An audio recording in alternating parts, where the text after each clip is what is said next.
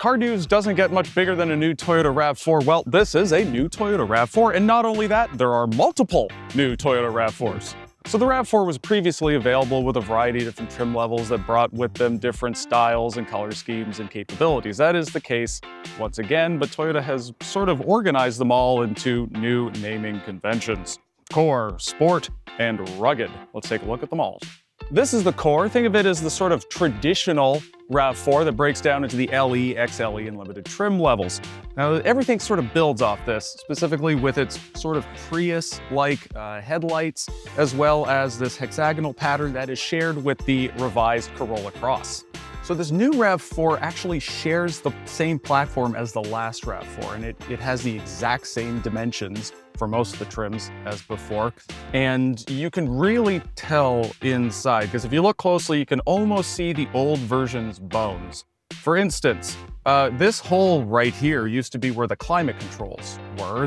They've now migrated up here to a row of buttons, and then also a mix of touch buttons here in the infotainment screen. Now, doing that has also freed up some space for an extra bin.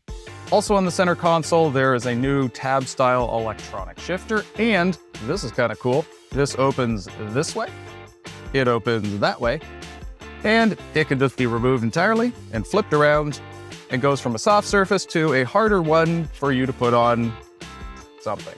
Every RAV4 comes with a digital instrument panel, and the standard touchscreen is bigger, now 10.5 inches, with an upgrade to 12.9 inches available. But that's not all.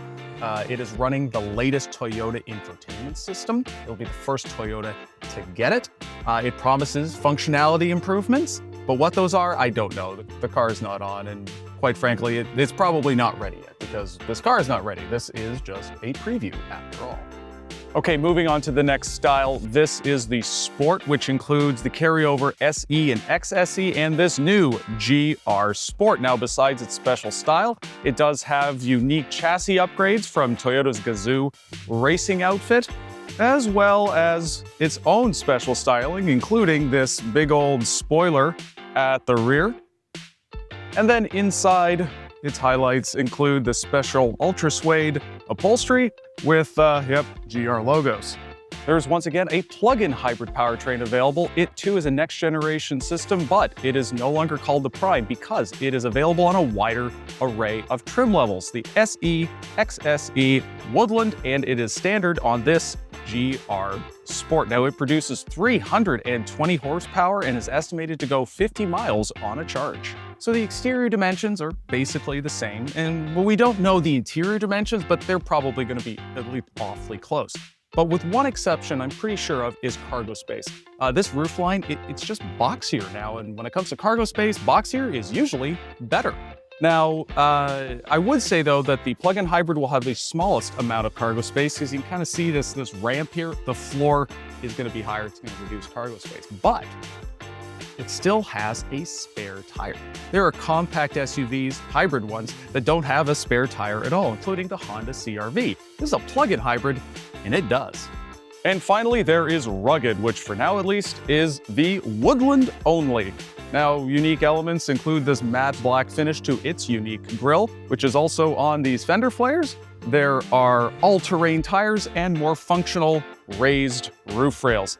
The interior is perhaps the most interesting of all the new RAV4 interiors we've seen. It has this cool patterned green simulated leather on the doors and on the seat outer bits, as well as red-orange highlights.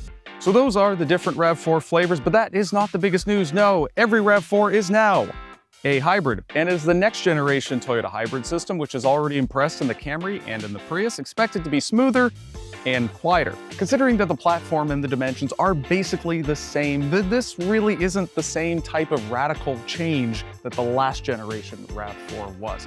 But with its new looks, its new technology, and with those new next generation hybrid powertrains, it does promise to still be an improvement.